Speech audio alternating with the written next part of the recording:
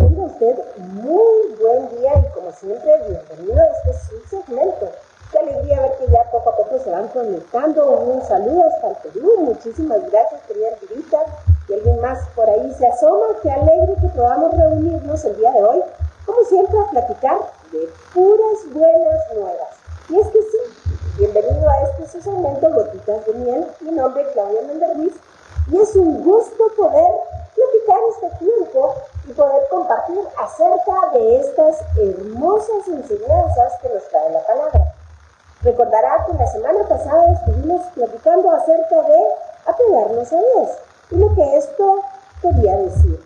Amar a Dios, es decir, llegar a, como lo dice la palabra en el hebreo, a poner pegamento entre Él y nosotros y adherirnos de tal forma que pasemos a conocerlo, tal y como nos lo explica Génesis en el capítulo 2, cuando nos habla que el hombre, Adán, conoció a su mujer Eva.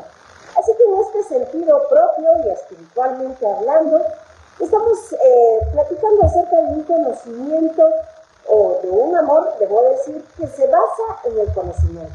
Pero la semana pasada yo le dejé una palabrita en el tintero, y es que hoy justamente vamos a hablar del término emuná, o lo que en español se reconoce como fe, que difiere un tanto, déjeme decirle, a la conceptualización que nosotros tenemos en la traducción al español. Así que si usted me acompaña, yo feliz de llevarlo a las escrituras y poder dilucidar qué dice acerca de este tema tan importante.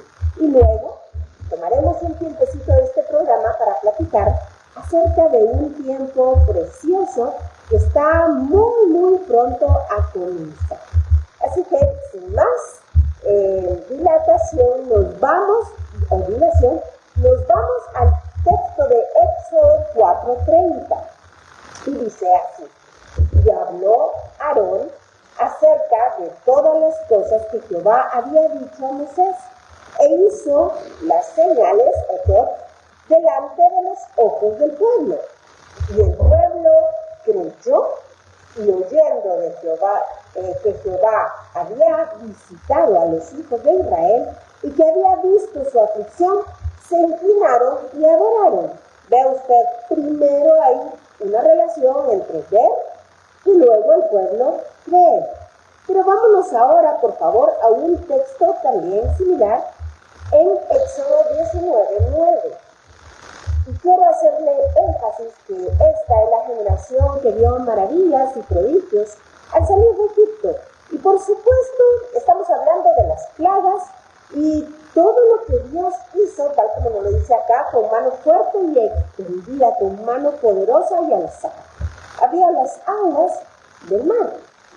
Así que el pueblo vio y luego creyó. Vamos ahora sí a Éxodo 19, verso 9. Y dice de la siguiente manera: entonces Jehová dijo a Moisés: he aquí, yo vengo a ti en una nube espesa, para que el pueblo oiga mientras yo hablo contigo, y también para que te crean para siempre. Y Moisés refirió las palabras del pueblo Jehová. Veamos otra vez. Dios le dice a Moisés: vengo en una nube. Por supuesto, todo el pueblo le veía. Vengo en una nube para que el pueblo te crea. Y luego el pueblo creyó. Y vamos a un tercer texto. Éxodo 17:12. Y dice así: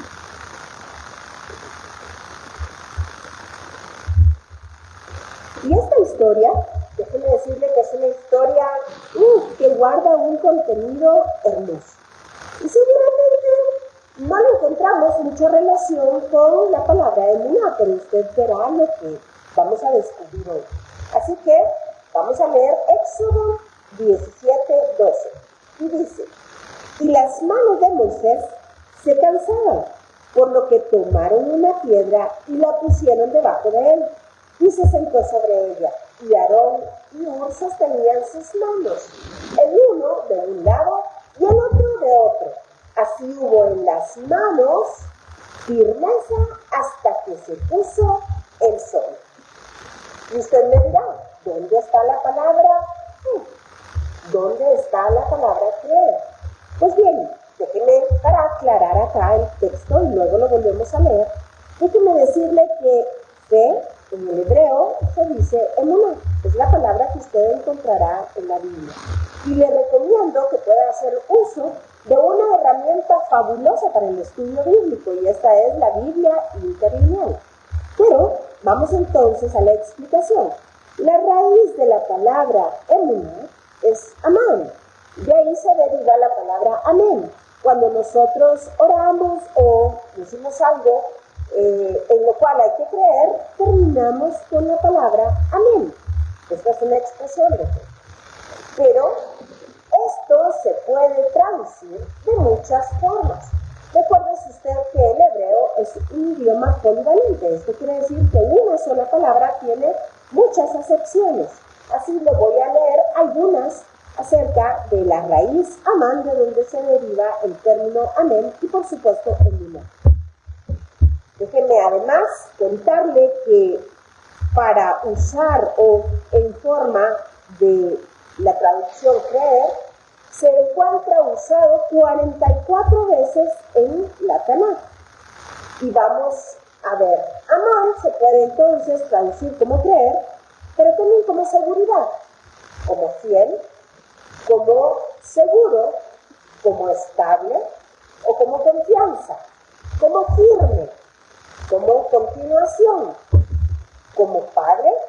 Y este es el caso justamente cuando habla la Biblia del padre sustituto de la reina Esther.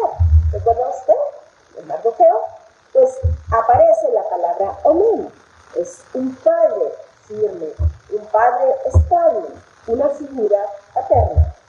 También se puede traducir como criar, como nodriza e incluso como amamantar. Y por supuesto como permanecer firme.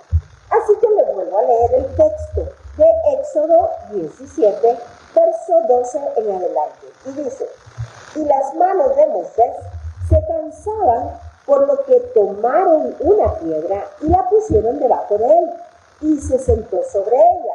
Y Aarón y Hur sostenían sus manos, el uno al lado y el otro de otro. Así hubo en sus manos firmeza, hasta que se puso el sol. Vea usted, firmeza. Y aquí hay una relación hermosa, y debiésemos también explicar que cuando hablamos ya en un sentido de interpretación, es decir, una exégesis bíblica, pudiésemos decir que ambas manos representan lo que en el Nuevo Testamento se nos explica como la palabra o la ley y la profecía. Así que tiene todo el sentido del caso cuando se nos dice que las manos de Moisés permanecieron firmes y que con esto ganaron la batalla. Pásenlo usted al plano espiritual y entenderá que estamos hablando precisamente del dabar de Dios, de la palabra de Dios y la firmeza que tenemos en ella. Pero déjenme además llevarlo a otro texto interesante. Y es que vamos a descubrir acá otra palabrita que se deriva de estas mismas raíces, y es la raíz omná, que viene de la raíz omen, que por supuesto se deriva amén. Y así acompáñenme por favor al texto de Isaías 25, verso 1. Y aquí vamos a encontrar algo sensacional. Y dice Isaías 25, verso 1. Jehová, tú eres mi Dios, te exaltaré, alabaré tu nombre, porque has hecho maravillas. Tus consejos antiguos son verdad y firmeza. Y déjeme decirle que con toda seguridad usted me dirá, ¿y dónde está entonces acá otra vez esa raíz? Y se lo vuelvo a leer. Jehová, tú eres mi Dios, te exaltaré, alabaré tu nombre, porque has hecho maravillas.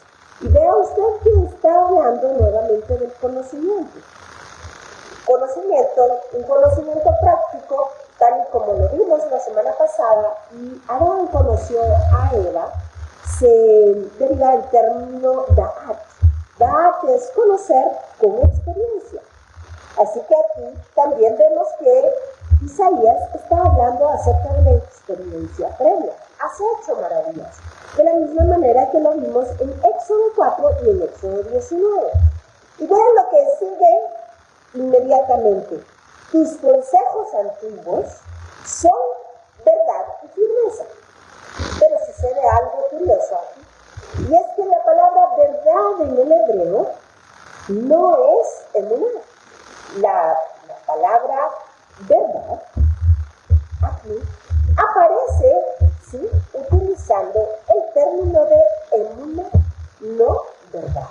Emet es verdad. Así se traduce en español. Emet, verdad.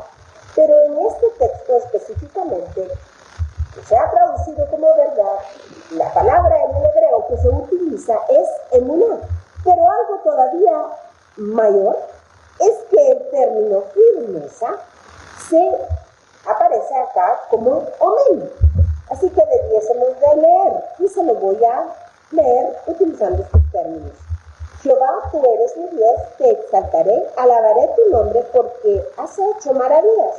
Tus consejos antiguos son emuná, son firmeza, son seguridad, son fidelidad, son continuación. Y esto es importante para entender lo que viene en el Nuevo Testamento. Y luego dice, y son, pues omen, firmeza. Vea usted que en la Biblia nunca se contradice. Así que ahora le voy a hablar de otro término del cual la semana pasada lo dejé con puntos suspensivos, y es la palabra omná, que también, por supuesto, comparte raíz. Este término aparece tan solo una vez y sirve para describir las columnas. Así se traduce. Es en el texto de Segunda de Reyes, acompáñenme para allá por favor, en el capítulo 18, verso 16, que encontramos esta palabra, y se lo voy a leer. Y dice, entonces Ezequías quitó el oro de las puertas del templo de Jehová y de los quiciales que el mismo rey Ezequías había cubierto de oro y lo dio al rey de Asiria. Vea usted. Y me dirán, ¿dónde está entonces acá el término omná? Pues más ni menos que aparece en la palabra quiciales.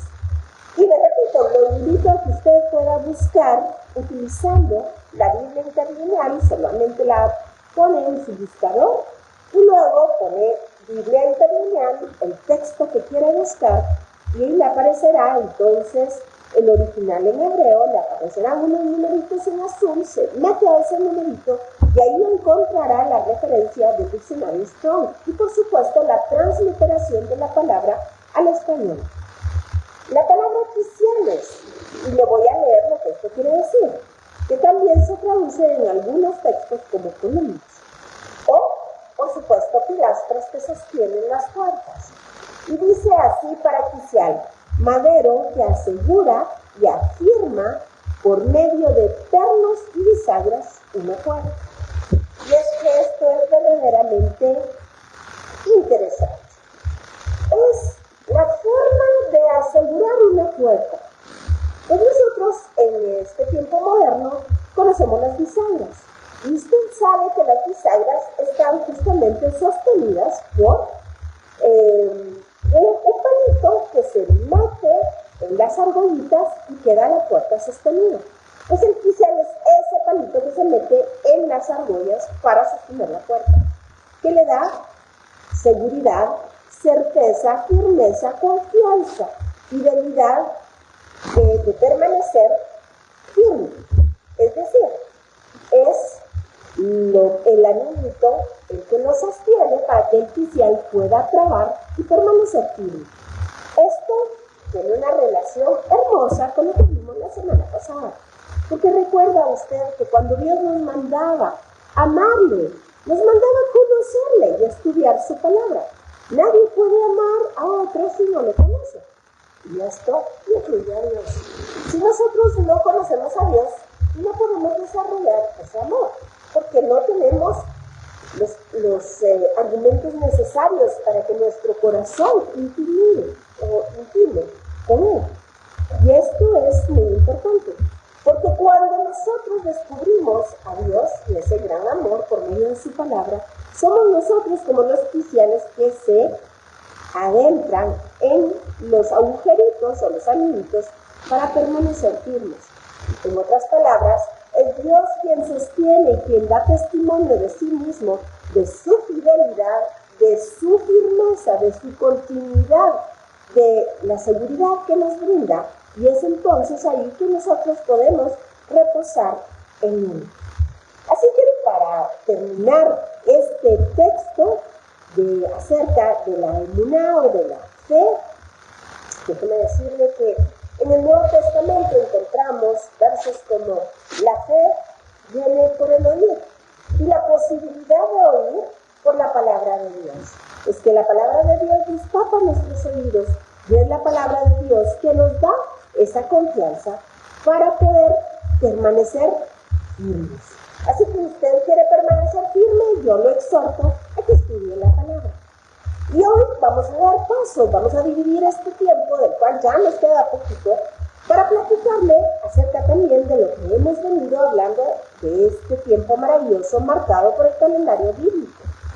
Es importante entender que cuando hablamos de calendario bíblico, atañe a todo el universo, a toda la población del mundo, a todas las generaciones que han pasado por esta tierra y que seguirán pasando. Porque no es un calendario exprofesamente y único para el pueblo de Israel. Es un calendario universal. Ahí vamos incluidos usted y yo. Y déjeme decirle que tal como habíamos platicado acerca de la Teshuvá, o del tiempo de regresar a Dios, el tiempo de regresar a casa, el tiempo que Dios nos permite para interiorizar y encontrar dentro de nosotros todas aquellas cositas por las cuales debemos de arrepentirnos, pedir perdón y, por supuesto, el pedir perdón trae consigo el cambiar de rumbo, dar una vuelta de 180 y regresar con el Señor. Ya no en la situación que habíamos salido, sino en un nivel mayor. Está pronto a terminar. Déjeme contarle que a la caída del sol este viernes 15 de septiembre, por cierto, el día de cumpleaños de mi amada Guatemala, una fecha de aniversario de la independencia, es cuando el pueblo de Israel y todos nosotros, todas las naciones de la tierra, debiésemos estar conmemorando, celebrando un año nuevo. Termina un ciclo y da inicio a otro. ¿Y cómo sabemos esto? Pues la Biblia lo determina. Hay 4 calendarios que están marcados en la Biblia. Uno es el civil, del cual yo le estoy platicando el día de hoy. Y este se toma o tomó su cuenta a partir del día 6 de la creación. Esto quiere decir que usted cuenta 6 días para atrás y ese es el primer día o el día 1, debo de decir, tal y como lo describe la Biblia, el día 1 de la creación, que por supuesto es figura de Jesucristo. Este es el día 1. Todos los demás días se cuentan ordinalmente, pero el día 1 es excepcionalmente diferente, porque habla de Jesucristo. Ya usted y yo hemos platicado en ocasiones anteriores, pero déjeme además contarle que, además del calendario civil, el cual estamos prontos a terminar el año 5783 para dar paso al 5784 a partir de la creación del mundo. Además existen otros 3 tipos de calendario. Uno es el de las festividades altas, y esto está marcado en Éxodo 12. Es así como el Señor mandó al pueblo de Israel a conmemorar la primera fiesta, Pascua o Pesaj, allá en la salida de Egipto. Y así 7 fiestas más una se describen en Levítico 23. Pero además se conmemora más o menos en enero-febrero, para que coincidamos con el calendario gregoriano. Estos son los meses que equivaldrían el año nuevo de los árboles. ¿Y sabe qué? Por supuesto, también son figura de Cristo. el árbol de la vida, allá que nos habla Génesis, precisamente el árbol de donde emana la palabra, la vida eterna, la salud. Acuérdense que Apocalipsis termina de esta manera. El árbol que tiene sus hojas para las sanidades, el árbol que da fruto todos los meses del año. Y además hay un árbol, hay otra fiesta que señala la festividad de los animales. Y esto es en el mes de Elul, es decir, acaba de conmemorarse, aunque le cuento que esta última festividad pues ya casi no se celebra. Pero los otros tres inicios de año, claro que se celebran en Israel y en toda la diáspora. Y debiésemos nosotros, los que hemos creído en el único y verdadero Dios, el Dios de Israel, también conmemorarlo, porque sabemos que todas estas festividades hablan de una sola persona, Jesucristo. Y es así como entonces, permítame que me yo mi libro y le cuente acerca de lo que estamos prontos a conmemorar, es decir, a la caída del sol del día viernes 15 de septiembre para el sábado 16, y además se incluye otro día más, el día 17. Y es que siempre es icónico encontrar en las casas de Israel, de todas las familias judías, mucho simbolismo. Entre ellos está esta fruta maravillosa, la granada. Es una fruta deliciosa y además se ha descubierto que sus jugos son curativos y muy nutritivos. Pero déjenme contarle que en el pueblo de Israel, además de que se coloca para demostrar la alegría, la festividad de los frutos, tiene un significado profundo, muy hermoso. Es una de las 7 frutas que Dios le dijo al pueblo de Israel que encontraría en la tierra prometida. Y ciertamente así es. Además habla de abundancia, porque cuando usted abre una granada, encuentra adentro muchas semillitas. Y no es casualidad que sean precisamente 613 semillas. Por esta razón, se asocia con los 613 mandatos que la Biblia establece en la ley de Moisés. 613 mitzvot, 613 mandatos que se derivan o que están todos y cada uno de ellos aglutinados bajo lo que conocemos como el decálogo o los 10 mandamientos o el devarim o las palabras de Dios, las 10 palabras. Por tal razón, esta fruta representa la abundancia de bienes, representa también la abundancia de buenas acciones delante del Señor, que nuestros méritos sean abundantes y que agraden a Dios. Así que, ya sabe usted, cada vez que vea una granada, recuérdese que esta es una fruta muy preciada en la Biblia y que hasta el día de hoy se cosecha en el pueblo de Israel y que es una señal, es un testimonio de lo que Dios ha hecho con nosotros, traernos hacia Él y darnos la capacidad de poder vivir agradándole. Esto trae consigo suprema alegría y abundancia. Pero vamos entonces ahora acerca de las expresiones por causa de la temática que se conmemora en Rosh Hashanah o el Año Nuevo Civil del calendario hebreo o el calendario bíblico. Y déjeme decirle que lo primero es la festividad relacionada con la Teshuvah. 30 días del mes anterior, del mes de Elul, y 10 días del mes de Tishrei, suman 40, para arrepentirnos. Así que esta es una festividad, un tiempo de festividades que hablan del arrepentimiento. Luego, déjeme decirle que se conoce como el Día Largo, o Yom HaKippurim, y esto se refiere porque en el tiempo del primer y segundo templo, pues no había WhatsApp ni forma de comunicarse. Por tal razón, los sacerdotes tenían que subir a los lugares altos y encender fogatas para que toda la diáspora en Israel estuvieran empezando a hacer la conmemoración de Rosh Hashanah de Yom Teruah, o festividad de trompetas, porque se celebran el mismo día, exactamente todos al mismo tiempo. Pero esto realmente era una cosa complicada. ¿Recuerda usted que la caída del sol, de acuerdo a la Biblia, marca el inicio del día? Así tenían que verse dos luceros y haber personas que testificaran acerca de los dos luceros en el cielo. En ese momento daba inicio la festividad, pero ¿cómo comunicárselo a los demás? Y como les repito, entonces estaban todos los sacerdotes en los lugares altos para cuando viesen ya los fogarones de los siguientes montículos y montañitas, entonces poder ellos encender y así avisar a todos que la festividad había comenzado. Por esta razón, entonces, los sabios decidieron unir un día más y ya no celebrarnos solamente la festividad de Yom Teruah en un solo día, sino en dos. Yom Teruah quiere decir el día de la trompeta, y usted verá por qué. Y coincide en fecha exactamente con Rosh Hashanah, o cabeza de año, inicio de año. Y le decía, Rosh Hashanah, año nuevo, cabeza de año, coincide con Yom Teruah, o fiesta de trompeta.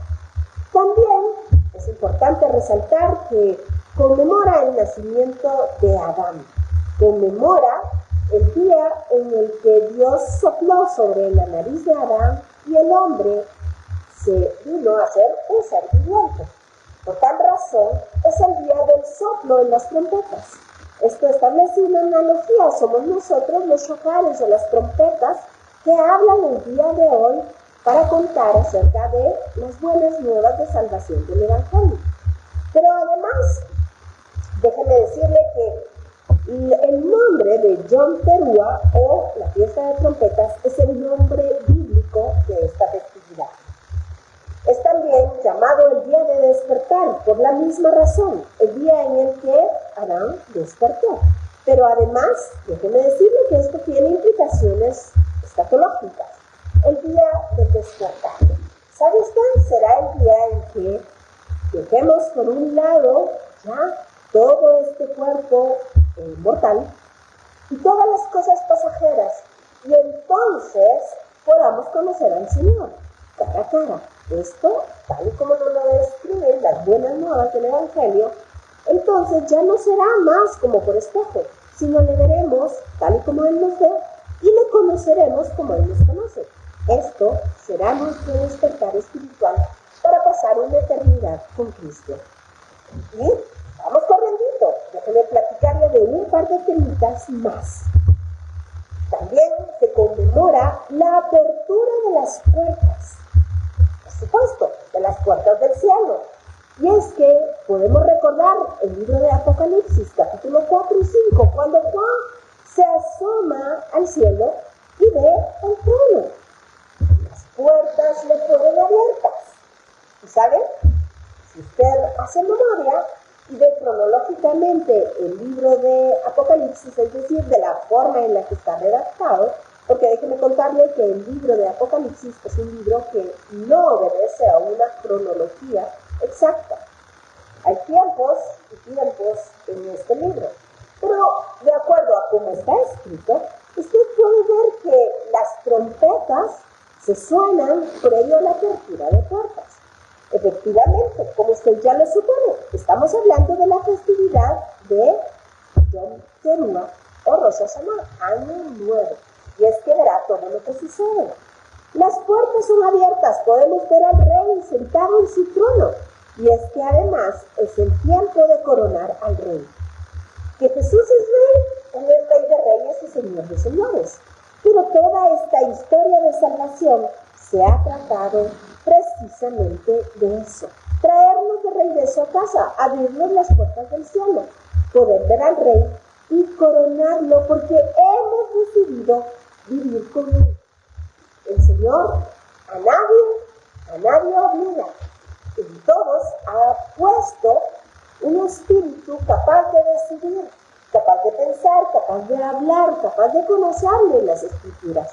Y somos nosotros entonces quienes decidimos pasar una eternidad con Él o no. Y nos faltaron algunos temitas, así que la próxima semana estaremos hablando acerca del día escondido. Estaremos hablando acerca de la angustia de Jacob o la angustia del Mesías y del día del juicio y el día de la memoria. Así que espero que este tiempo sea un tiempo de mucha bendición. Nos encanta saber de ustedes, nos encanta escuchar sus comentarios, sus sugerencias, sus preguntas. Todas son bienvenidas. Y déjeme decirle que la bendición hermosa que suele decirse año tras año, en esta festividad es que seas hallado, inscrito en el libro de la vida del Cordero. Así que mis deseos para usted, para este nuevo año, es que sea hallado, inscrito su nombre en el libro de la vida del Cordero y que esté escrito con letras de oro, porque el Cordero sacrificó su vida y derramó su sangre a causa de que le quiere a usted ver toda la eternidad. Pero que este año además sea dulce y bueno. Y de esto vamos a estar platicando acerca de esta expresión la próxima semana. Lo espero. Un gran abrazo para usted y muchas bendiciones. Por favor, no se mueva, quédese en la mejor compañía de Bea Canal. Nos vemos la próxima semana.